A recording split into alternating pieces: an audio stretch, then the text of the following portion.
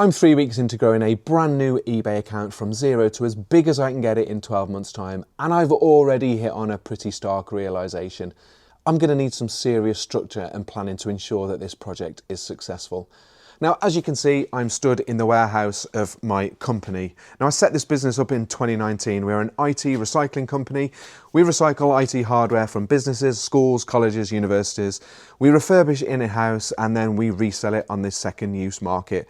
Now, one of the first things we did when we set up our business was set up our marketplace accounts because we knew that there were a captive audience on marketplace that were already buying the type of products that we were going to be selling.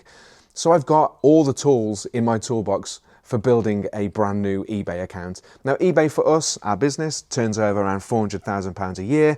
And I'm kind of sitting here thinking, why have I not planned this project a little bit better? Well, all that is about to change because I have a pen, I have a whiteboard, and I have a brand new plan on what we're going to do with this project to make sure that we can grow it as big as possible and turn it into a real online business. First port of call is to have a quick reflection on where we are since launching this project 2 weeks ago. Well, 2.5 weeks ago now. So if you've not watched any of my videos before, you can skip back and watch them. I'll link them in the description below. But we've already started to make some sales with our new account. We've set up a private account. We've started to list some products. We've got around 47 products listed at the moment. We've made 2 sales in the last 2 weeks, totaling just under £31 worth of revenue, which it's pretty embarrassing numbers really, and not where we want to be after a couple of weeks of trading. So we really need to set up not only the sourcing game, but also making sure that we are ranking our listings and we're getting sales. Now, as I mentioned earlier, I set this account up initially as a private seller because I think that's where everybody starts when they're setting up a brand new business on eBay. They set up as a private account, they source products from around the home, they get used to using the platform, and then they kind of migrate to sourcing products, which is pretty much the route that I'm kind of following with this. What I wanted to do is ensure I was covering all the aspects of setting up a private account before we migrated to a business. Now, this project is all about growing an account from zero to as big as we can get it, which means we're going to be a business. So we need a business account. So the first thing that I'm going to do is I'm going to migrate the private account to a business account, and later on in the video, I will jump on a screen share and I'll show you exactly how to do that. But today, I just want to go over the plan for the next 3 months, because although this project is a 12-month project, we're chunking it down and there is a milestone that we need to hit sooner rather than later, which is eBay top rated seller status. So top rated seller status, how do we achieve it? Well, eBay will want to see over the course of a 12-month period that you have done £1,000 worth of sales, 100 transactions, and that you've kept your seller metrics in good check, which means not high feedback, no high returns, unhappy customers, etc., etc. We don't want to do it in 12 months. We want to do it in 3 months, which means we have about 12 or 13 weeks. So by the end of June, we want to be top rated seller status. Ideally, we want to get there quicker, but with the plan that I've got in place, which is starting off relatively simple and easy, it's going to take 3 months. Now, depending on what we source and what we buy to resell is going to be very dependent on how quickly we can get top rated seller status. But we're going to base it on an average sell price of £10, because then that's really easy to do the numbers. So we know that we need to sell £1,000 worth of products and we need 100 transactions. Now, I do apologize about my scribble. I feel like I'm a 10-year-old boy. Anyway, so how are we going to achieve that? So as I said, we're going to assume that every transaction is £10, okay? Over the course of 3 months, we want to be doing 34 sales per month, or 8 sales per week, or let's say 1 to 2 sales a day. Now at £10 per sale, that is going to give us £340 per month, or £80 per week, and around, I don't know, £10 to £12 per day. Now, those sales numbers are pretty low, but that's all we need to do to hit top-rated seller status.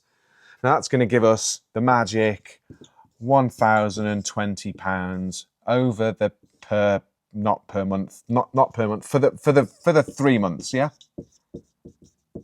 And it will give us the 100 listings, that 100 sales that we need to get there. So having numbers on a board is all well and good, but you still got to have a strategy to get there. Now, £10 per sale might not sound like a lot, but it really does depend on what you're going to sell.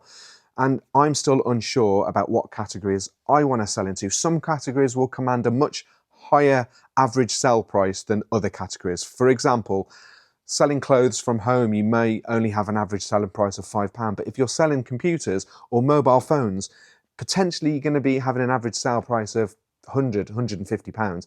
Our average selling price is around that £100 mark per product that we sell. So I've really got to look down into the categories and work out what I want to try and source to hit those numbers as quickly as we can.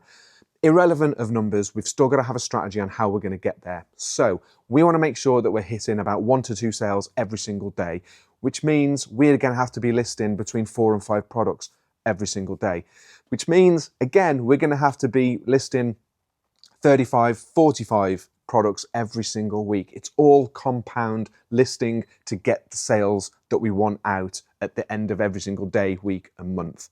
Now, despite the categories still being up in the air and the products still being up in the air, we don't know exactly what we're going to sell and where we're going to get it from just yet.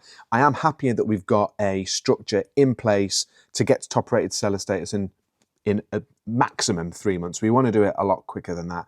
But one other thing that I've put in place to make sure that we are monitoring everything properly and we are making sure that we're being as profitable as possible is I've got a new inventory tool that I put together and a new profit calculator that I've put together as well. And all of those have been done in Excel. And for me, having something like that in place is really, really important. So you can track all the inventory that you're buying, how much it's cost you, how much the fees were on it, how much you've made from it, what profit percentage you're running at, and you can track your business so much easier. And it's really, really important to have one of those in place. And probably the best way for me to show you them is we'll jump on a screen share and I'll show you them now. Okay, so here we are in the inventory management tool and eBay calculator that we've set up for this project. Now, it's really simple to use, but it's really important to have a detailed way of managing your inventory and tracking the financials. Now, this isn't any kind of accountancy spreadsheet or anything like that. It's just a basic sheet that tracks all my products so I can quickly and easily find them as and when needed. So let's start off with the inventory tool first. So we'll start over in column A. Now, I like to give every single product that I buy an individual product number, which is different from a SKU code because you may have multiple products have the same SKU code, but every single product has an individual item number. So I can easily locate that single item. So for argument's sake, we've bought 5 items. So we'll put 1001, 1002, 1003, 1004, and 1005. And that's the 5 items that we've just gone out and bought. Now, 2 of them may be the same. So if they are, we can give them the same SKU code. And they can, if they are the same condition, they can go onto the same listing on eBay. But some of them might not be. So we have to give them different SKU codes. Now, they aren't the SKU codes that I would normally give, but this is just an example. So next time I like to note down what I've purchased, and I generally break that down into make, model, and then a description. So let's use a phone, for example, because it's nice and easy. So say, for example, 1001 is an Apple iPhone. So I went out and bought an Apple iPhone, let's call it an iPhone 8, because it's nice and cheap to buy and they sell pretty well at the moment. So, and I've done that wrong, iPhone model is iPhone 8. And then in the description, we'll just give it a description. So I would call that mobile phone. Now, why do I give everything a description? Because as you can see, I've got filters above. And if I'm selling lots of different items and somebody says, Matt, have you got any iPhone 8s in? I can quickly go to my description and click mobile phone, or click iPhone 8 and it will highlight all the iPhone 8s that I've got in stock, for example. You may be selling furniture and somebody wants to know how many coffee tables you've got in. So you can just quickly and easily locate them using filters in Excel. So with every product that I sell, I always give it a quality condition so I can easily list it and let the buyer know what type of quality it's in, whether it's excellent, very good, good, if it's damaged, or if it's faulty, if it's an item that can be faulty. So for argument's sake, let's say that this product it's in very good condition. Okay, I like to have a status, so column G is for status. So if I've bought something that I've not yet listed, but I've put it into my inventory management sheet, I can just say that that is unlisted. If the next one down, I've actually listed it, I can say it is listed. Now, what I do as well is I color coordinate all the different statuses so I can visually see what's listed and what's not as a visual reference, and it's just much easier to see that way. As you see, all my listed ones are green, all my unlisted ones stay white. Okay, so that just gives you a very easy visual reference of what status your products are by casting your eye straight down, especially if you've got a lot of them. You can also use the filter at the top as well to filter unlisted or unlisted. Next, we come to more of the sales and financial figures, so you can track and keep tabs on everything that you've purchased and everything that you've sold and what for and how much money you've made.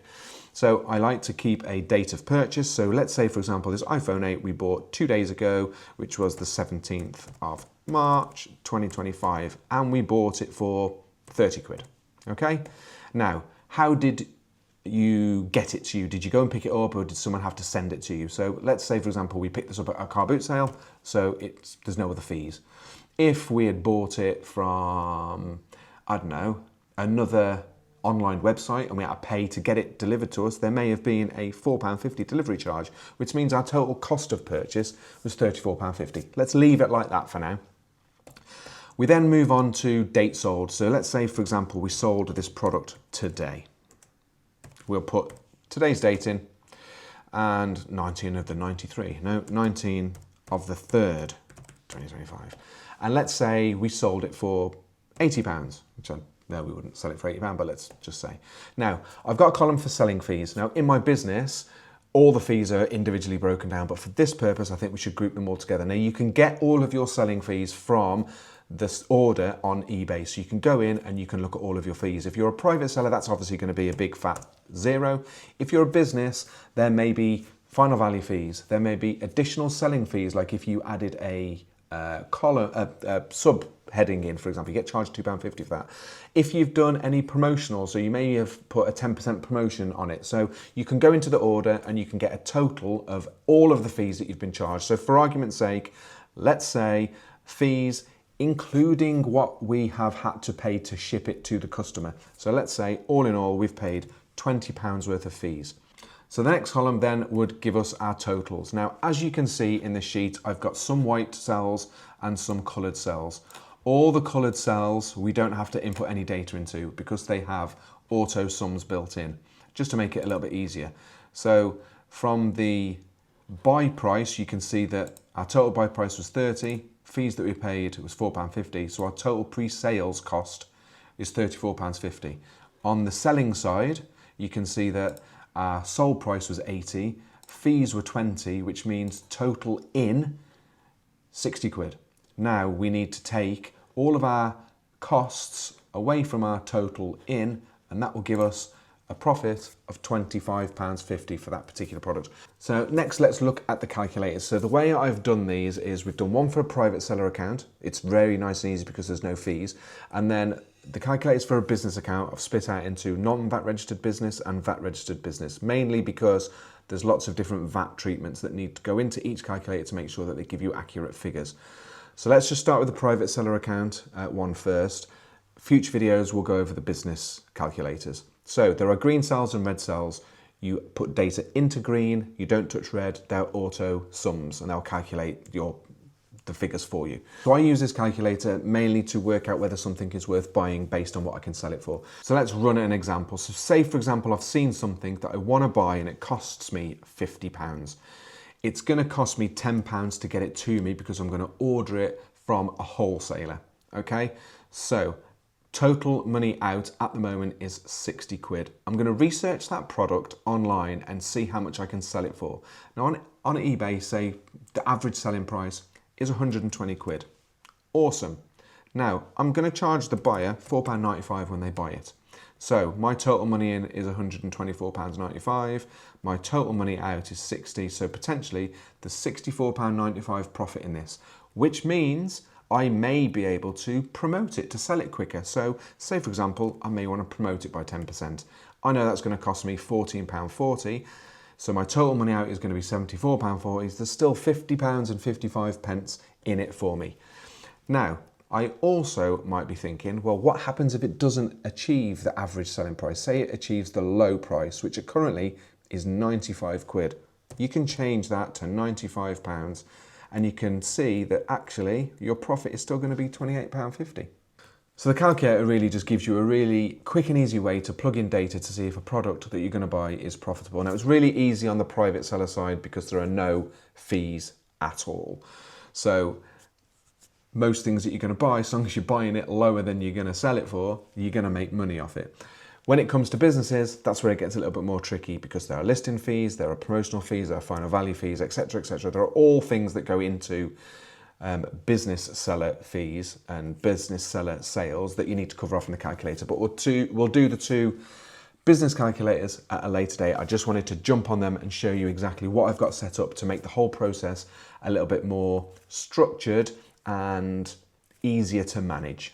It is Thursday and I've just driven about an hour down the road to Donington Park, and actually I can hear a load of supercars going around in the background because I'm here for an eBay seller meetup. eBay seller meetups are meetups that are arranged and run by actual sellers, and I'm here to attend the East Midlands one run by a good friend of mine, Malcolm, who won an eBay for Business award last year. So respect to Malcolm for putting this one on. Looking forward to getting involved. And I'm actually doing a little bit of a seller story. So I got 5 minutes up in front of everybody, just talking about my business and how we've achieved what we've achieved on eBay. So I'm really looking forward to that bit. I'm not sure how much video I'm going to be able to do, so I may have to just pop in some photographs from the day because, understandably so, some people might not want to be on a video on YouTube.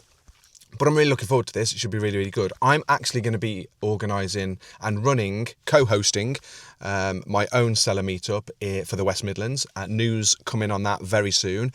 I think we're probably going to be looking to run that in June.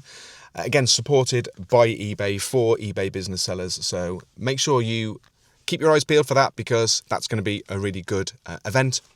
But today is all about Malcolm and his co-host and the East Midlands seller meetup. So let's get in and see what's going on. Again, I might not be able to do that much video in, so I do apologise if it's just some photographs that I'm putting up. But yeah, I love doing stuff like this. It's great, and it's a beautiful sunny day and a lovely location.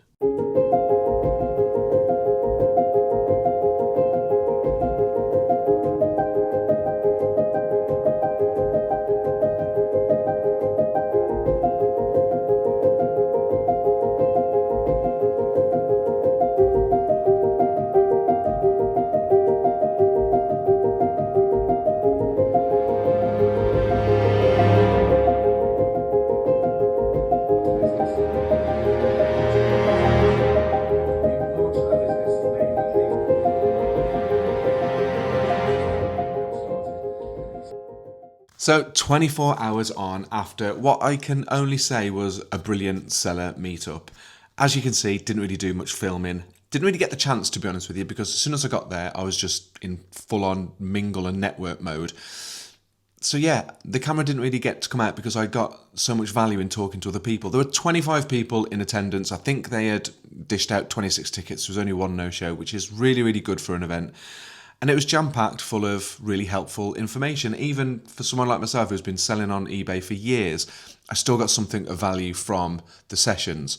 It started off with a bit of an intro from Malcolm, one of the hosts, and then eBay did a bit. I was lucky enough to be asked to do a seller story, which basically entailed me going up and speaking for 5 minutes on my business, and then a little bit of Q&A, which went really well. So if you're watching this video and you're in attendance, thank you very much for listening to my rambling.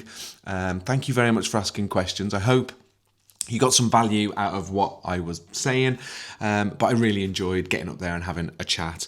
There were then a little bit of a bite to eat, and then we went into some workshops, which were really good. There's 3 tables. Tables were full of attendees, and we all did a workshop per table, and it was really good. These seller meetups are fantastic. I would definitely urge you, if you're a business seller and you want to start networking with other eBay sellers to try and push on your online reselling business, then definitely try and find out if there's one local to you and get into attendance. So, best place to do that is there are community boards, there's eBay community boards. eBay will be making announcements of them on places like Instagram, and also you can find them on Eventbrite, which is where you can secure tickets from. Little bit of it's not secret, but a little bit of a heads up that I am actually going to be co-hosting the West Midlands eBay seller meetup, which will be in Birmingham. We're going to be doing it in June. Looks like the date will probably be the 12th of June. Tickets aren't available yet. We're just securing the venue, and then we'll make tickets available. So if you are in the West Midlands and you are a business seller on eBay and you want to come along to our eBay seller meetup to meet other like-minded sellers and talk with eBay and basically learn a whole bunch about how to progress your eBay selling business, then make sure you get a ticket when they're available. I'll be making an announcement when they are available on this YouTube channel, but again, if you've got an Eventbrite account, hook on there and you can see all the events from all around the country. They're popping up all around the country. So yeah, a massive well done to Malcolm and Jane for putting on an absolutely brilliant event. I'm going to link in their eBay accounts down below in the comments. So if you want to go and check them out, that would be great. And I think I'm going to be doing more videos on the seller meetups because they're really valuable and they are jam-packed full of really good information. Anyway, I've rambled on about that way too much. We're coming to the end of the week, and as you saw at the start of the video, I've got this plan about hitting top-rated seller status as soon as possible. Obviously, for that, we've got to migrate to a business account, which I'm going to be doing at the back end of this month. First and foremost, what we need to do is get our sourcing in place and start getting some products, because now we're going to migrate from this private account shenanigans and we're going to head into a business account, which is relatively easy if you've already got an account. I'm going to document it all in probably next week's video. So if you've got a private account and you're looking at turning it into a business account and you don't know how to do it, make sure you subscribe to this channel, you've tapped that bell icon, because as soon as I get that video out, you'll be notified and you can watch it and you can follow along with what I'm doing. So I think we need to look at what we're going to do from a sourcing perspective. You would think sourcing would be the last thing I should worry about, given the fact that, well, as you can see, my warehouse is full of products. But let me explain. This is my business's stock, and we get things from various different places. We have a trading portal. We work with schools, businesses, and we help them recycle their tech. We refurbish it, then we resell it. But that isn't what this project is about. This project is separate from my business. It's starting a brand new eBay account from scratch and growing it as big as we can. And I know I've said this so many times, I don't need to say it. If you're watching this far in this video, you know exactly what we're doing. So, the topic really for the end of this video, because I am going to wrap this video up in the next kind of 5 minutes, is where are we taking this new eBay account? We've already been sourcing products from around the home and we've got a few sales, but the traction is really slow. Granted, well, I probably think that's because I've got a load of stuff on the store that nobody really wants. A lot of old DVDs, a lot of old clothes. It's not surprising that we've not had many sales. Now, the key question is, what are we going to buy and what direction are we going to take this new account in? So I asked ChatGPT for some help, and I wanted it to tell me what the top 10 selling categories are in eBay in the UK. And well, the list didn't really surprise me, but there's a lot on there that we can't really do, mainly because I already do it through my main company. So let's go through them. I'm going to go through them with you now, and then we're going to have a plan on how we're going to take things forward in the next couple of weeks. Now, I'm going to pop the list up on the screen here. I have them on my phone, so I'm going to read them off. So, here they are. Here's the top 10. And top 1 is mobile phones and accessories. My business recycles and sells mobile phones. So that kind of like is off limits. 2, video games and consoles. My business recycles games consoles and sells them, so that's out of the picture. 3, computers and tablets. My company recycles tablets and PCs and laptops and then refurbishes them and resells them. That is out. So we're not doing too well here, are we? First 3 categories, and we're not going to really touch them because that's what my main business does, and we're not muddying the waters as far as that's concerned. So, number 4, fashion, men's and women's clothing. This is a viable category. I don't like selling clothes, and I feel that if you're gonna make something, if you're gonna build a business, it's got to be selling something that you have a passion in. And I don't have a passion in clothing. I like clothes. I like to wear clothes. I'm not a label guy. I don't go out and spend hundreds and thousands of pounds on clothes every year. No, so for me, there's so many people doing clothes on eBay that I'm just going to leave that for the time being. I'm never saying never. I just don't really want to take the store in that specific direction right now. 5, home furniture and DIY. Now we're talking. This is a category that I have got some interest in, specifically homeware, because I think it's a really, really interesting category. It's widespreading. There's lots of things that you can sell, and everybody buys homeware because everybody has a home. Everybody has a kitchen. And I don't know what type of homeware yet, but homeware is definitely going on my tick list as a potential category. I'm still undecided whether I'm going to take this account, once we migrate to a business account, into a specific niche or make it a little bit of everything. And what I say by everything, I mean everything in the categories that I've chosen. But homeware, tick, that's definitely one. And actually, furniture, I do quite like, although I don't do anything with furniture, I do quite like nice chairs or tables, or I do quite like that sort of stuff. But I also understand that trading in furniture, it could take up a lot of space, and space that at the moment, my warehouse is jam-packed with tech and I haven't really got enough space to fill it with furniture. So we're going to put a tick in homeware and we're going to put a question mark next to furniture, okay? Number 6, toys and games. Yeah, I can see toys, really big category. I'm not saying no to that one. So again, I think we'll put toys as a maybe. Collectibles. Doesn't really interest me at the moment. Health and beauty, no, don't really want to do anything with health and beauty, really. Having said that, beauty, no, not my scene at all. Health products, potentially. I tell you what, potentially. The more I think about that while I'm talking to you guys, potentially. We're going to put a maybe next to health. Cameras and photography. Now we're talking. I have a big interest in photography. I worked as a photographer for about 4 years, many years ago. I did a lot of sports photography, a lot of corporate photography. I really do like it. I've actually found I didn't go out and do photography for work on this, but I found one of my very, very old point and shoot cameras that my daughter was using that I'm gonna put on today. I'm gonna put it on the store today and see how that goes. Cameras and photography is a big yes from my perspective, so we're going to put yes for photography. And then that's not just new photography, that's vintage cameras and vintage video stuff. That really interests me. Obviously, as a content creator, I really love video stuff, so that is a big tick, yes. Car parts and accessories. Again, that is a category that really I'm not a mechanic. I'm not very good with cars, but the car parts market could be really, really good. Now, I would have to be sourcing working parts, not stripping down vehicles myself, but I think that's a possibility. So, what do we have? Let's summarise.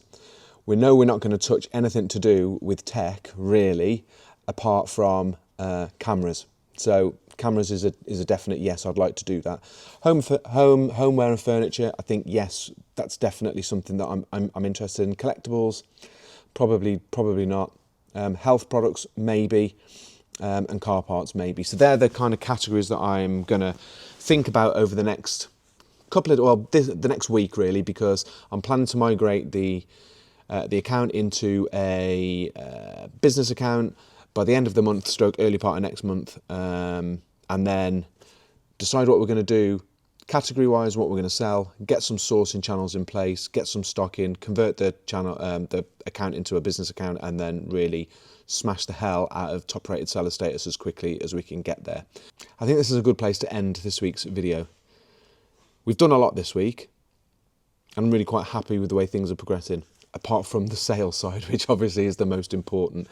So, thanks for watching, do appreciate it. If you've liked this video, please give me a thumbs up. And if you've watched it this far, it's got to be worth a subscribe. Because I want subscribers. I want to build this channel into a really big kind of online reselling hub. Happy days, lots going on, really excited. Thanks for watching. Hit that subscribe button, tap that bell icon. See you on the next one.